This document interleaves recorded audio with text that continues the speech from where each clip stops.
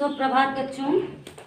तो हम हिंदी फर्स्ट का पाठ 3 शब्द विचार रचना के आधार पर शब्द भेद पढ़ रहे थे, जिसमें से हमने 2 पढ़ लिया था, रूढ़ शब्द और यौगिक शब्द। रचना के आधार पर शब्द के 3 भेद हैं, रूढ़ शब्द, यौगिक शब्द और योग रूढ़ शब्द।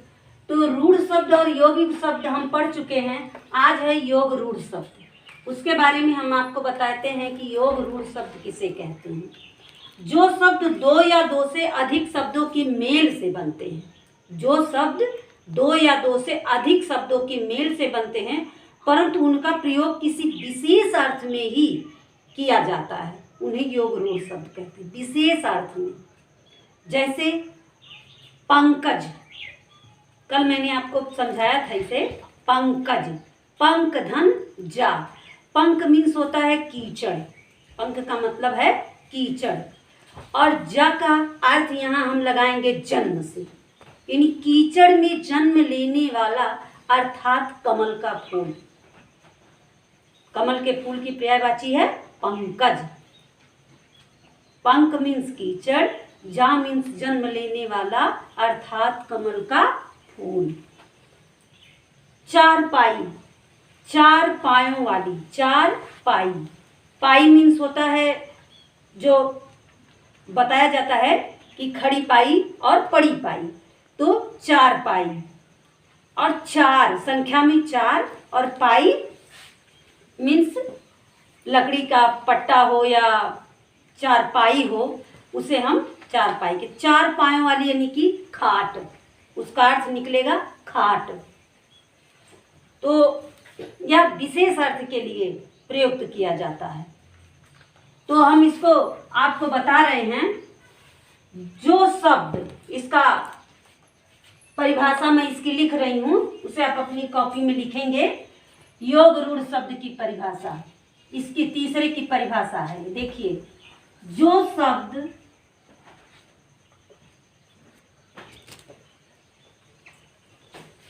दो या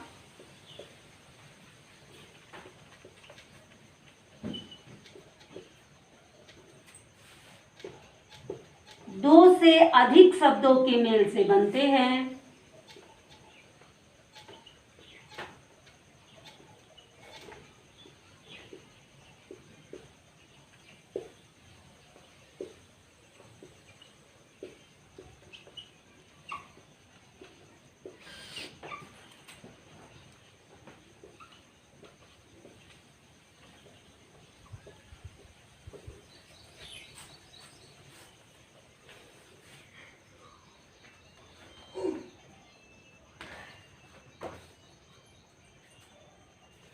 परंतु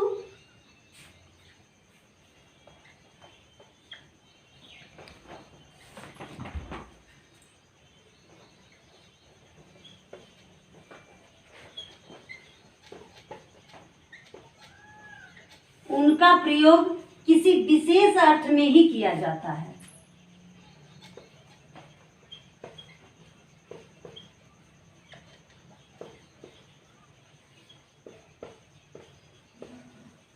किसी विशेष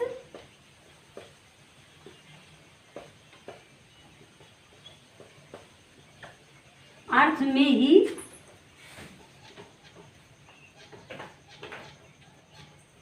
किया जाता है।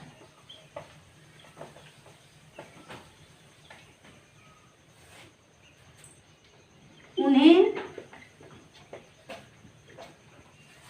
योग रूढ़ शब्द कहते हैं।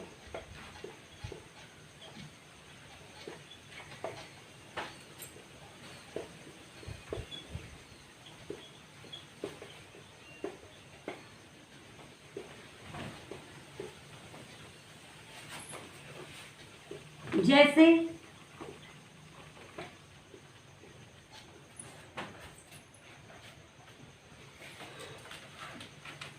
पंकज,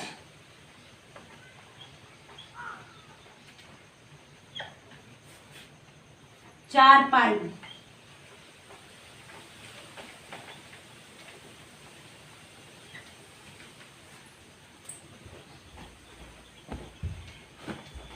पंक धन जा। अब इसका अर्थ है, पंक मीन्स कीचड़, जा मीन्स जन्म लेने वाला, अर्थात कीचड़ में जन्म लेने वाला।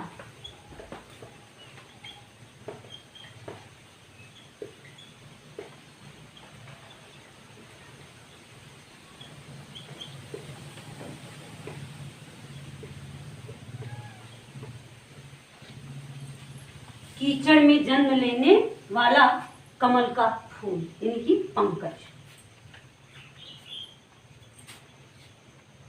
4 धन पाई बराबर 4 पायों वाली।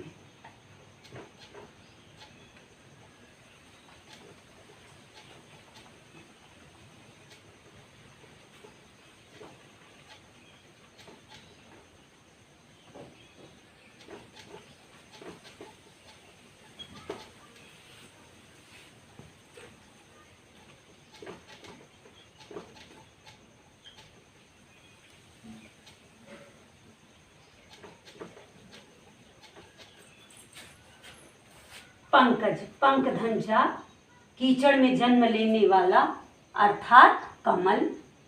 4 पाई, 4 पाई 4 पायों वाली अर्थात खाट। तो जो शब्द 2 या 2 से अधिक शब्दों के मेल से बनते हैं परंतु उनका प्रयोग किसी विशेष अर्थ में ही किया जाता है, किसी विशेष अर्थ में, उन्हें योग रूढ़ शब्द कहते हैं। जैसे पंकज, 4 पाई। ये परिभाषा आप अपनी किताब कॉपी में लिखेंगे तथा अभ्यास कार्य। अब आपका रचना के आधार पर शब्द भेद समाप्त हो गया। इसके रचना के आधार पर शब्द के 3 भेद हैं। पहले था उसके आधार पर स्रोत के आधार पर शब्द के 4 भेद हैं, तत्सम, तद्भव, देशज और विदेशी। स्रोत के आधार पर शब्द के 4 भेद हैं। रचना के आधार पर शब्द के 3 भेद हैं, रूढ़, यौगिक, योग रूढ़। अब आपको हम तीसरा बताने जा रहे हैं, जो है तीसरा है प्रयोग के आधार पर शब्द के भेद। प्रयोग के आधार पर शब्द भेद।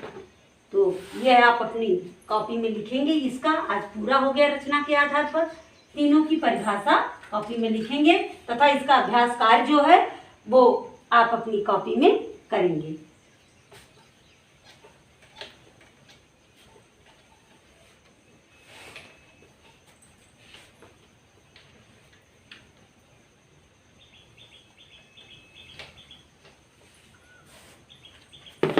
तीसरा है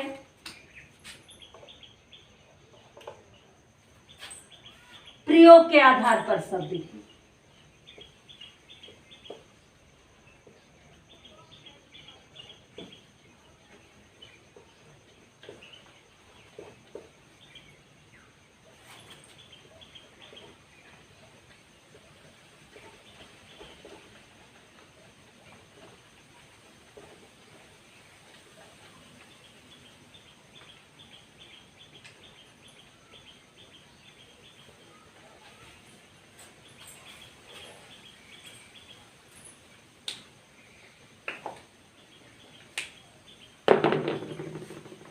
प्रयोग के आधार पर शब्द भेद।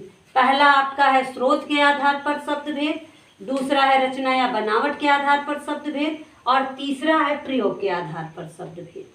अब इसमें कुछ पैराग्राफ है, उसमें बताया गया है कुछ कार्य को मिल करके एक विद्यालय में या एक मंदिर में, एक घर में कोई कार्यक्रम है, उसमें कौन क्या अपनी पात्रता किस तरह से जिसकी जैसी योग्यता है वह उस हिसाब से अपनी पात्रता को निभा रहा है। उसमें कुछ संज्ञा है, कुछ सर्वनाम है, कुछ विशेषण है, कुछ क्रिया विशेषण है, कुछ संबंध बोधक है, कुछ समुच्चय बोधक है, कुछ विस्मयाद है, यानी कुछ आश्चर्यजनक कार्य हुए हैं, कुछ जो है समुच्चय बोधक कार्य हुए हैं, कुछ संबंध बोधक कार्य हैं, संबंध बोधक शब्दों से आधारित हैं। जो कुछ कार्य जो हुआ वह बहुत सराहनीय है, क्रिया विशेषण हो गया। कुछ क्रिया है, जो कार्य किया गया वह क्रिया है। विशेषण जिसकी विशेषता बताई जाए वह विशेषण है। संज्ञा सर्वनाम की विशेषता बताने वाले शब्द विशेषण है। संज्ञा किसे कहते हैं? किसी व्यक्ति, वस्तु, स्थान, जाति या भाव गुण के नाम को संज्ञा कहते हैं। तो इसमें कुछ भाव हो, कुछ नाम हो या कुछ सर्वनाम शब्द हो, जहाँ ऐसी चीज जहाँ संज्ञा, सर्वनाम, विशेषण, क्रिया, क्रिया विशेषण, समुच्चय बोधक, विस्मयाद बोधक आदि शब्दों का प्रयोग होता हो, वह प्रयोग के आधार पर शब्द भेद है। वहाँ शब्द के आधार, प्रयोग के आधार पर शब्द भेद है। तो ये मैं आपको पढ़ के बता रही हूँ। सुरेश के विद्यालय में वार्षिक उत्सव मनाया गया। कुछ अध्यापकों ने रंगारंग कार्यक्रम तैयार किया। कुछ अध्यापकों ने सर्वनाम शब्द, कुछ ने विद्यालय की साज सज्जा का कार्य संभाला, विद्यालय संज्ञा शब्द।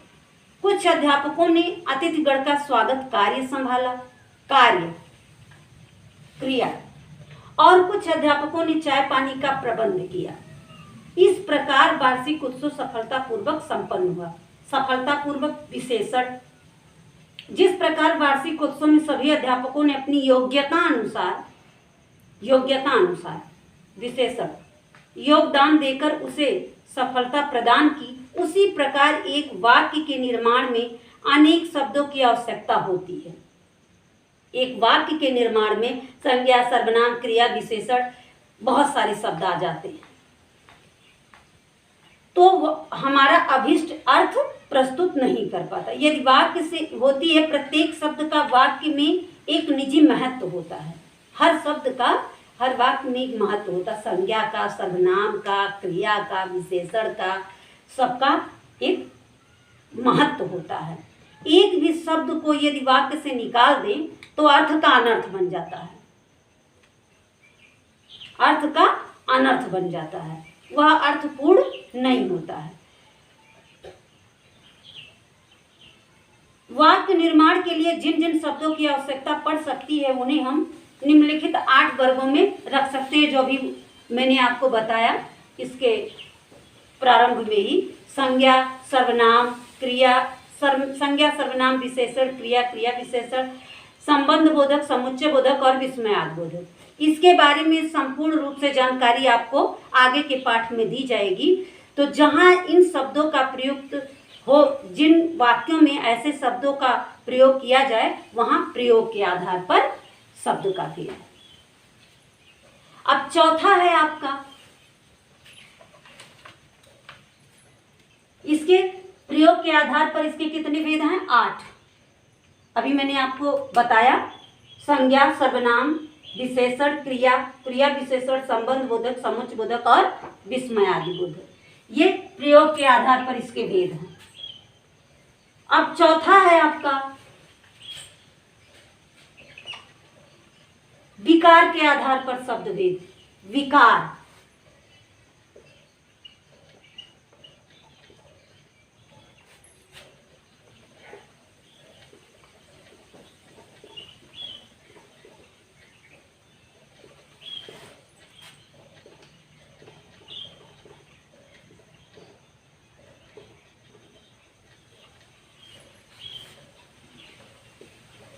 विकार के आधार पर शब्द भेद।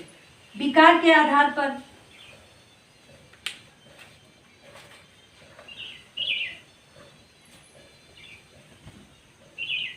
विकार के आधार पर शब्द भेद। विकारी शब्द, अविकारी शब्द। विकारी शब्द वे हैं जो परिवर्तित होते हैं, अविकारी शब्द वे हैं जो परिवर्तित नहीं होते हैं। संज्ञा, सर्वनाम, विशेषण, क्रिया, ये विकारी शब्द हैं। अविकारी शब्द क्रिया विशेषण, समुच्चय बोधक, संबंध बोधक, विस्मयादि बोधक। संज्ञा है, जैसे संज्ञा के स्थान पर हम सर्वनाम का भी प्रयोग कर सकते हैं, वह परिवर्तित किया जा सकता है, वह परिवर्तित हो सकता है, तो वह विकारी शब्द है। सर्वनाम की जगह पर हम संज्ञा का प्रयोग कर सकते हैं, तो वह परिवर्तित हो गया, तो वहाँ तो यहाँ विकारी शब्द है। विशेषण, विशेषण की जगह पर हम प्रविशेषण का भी प्रयोग कर सकते हैं। बहुत अच्छा, अच्छा, बहुत अच्छा, उसको हम परिवर्तित कर सकते हैं। तो वो हो गया, ये विकारी शब्द है। क्रिया, क्रिया भी विकारी शब्द है। और अविकारी शब्द, जैसे बड़ा शब्द है, चाहे वह स्त्रीलिंग हो या पुल्लिंग हो, है ना। जैसे है शब्द है, लड़की खाना खाती है शब्द जो है, और लड़का खाना खाता है, तो है शब्द जो है वह अविकारी शब्द है, वह दोनों के लिए प्रयुक्त होगा, है ना। पक्षी उड़ता है, लड़का खाता है, लड़की पढ़ती है, तो है शब्द जो है वह अविकारी शब्द है। तो इस तरह से अविकारी और ये विकारी शब्द आपको बताया। अब ये संज्ञा के जो है पाठ 3 शब्द विचार में शब्द भेद आपको बताए जा चुके। शब्द के 4 भेद हैं, स्रोत के आधार पर, रचना या बनावट के आधार पर, प्रयोग के आधार पर, विकार के आधार पर। प्रयोग के आधार पर भी संज्ञा के 8 भेद हैं, तो शब्द के 8 भेद हैं, और विकार के आधार पर भी विकारी और अविकारी 2 भेद हैं। विकारी शब्द वे हैं जो परिवर्तित होते हैं, अविकारी शब्द वे हैं जो परिवर्तित नहीं होते हैं। इसको विस्तृत रूप से कल हम लिखकर आपको बताएंगे। धन्यवाद। आज के लिए बस इतना ही।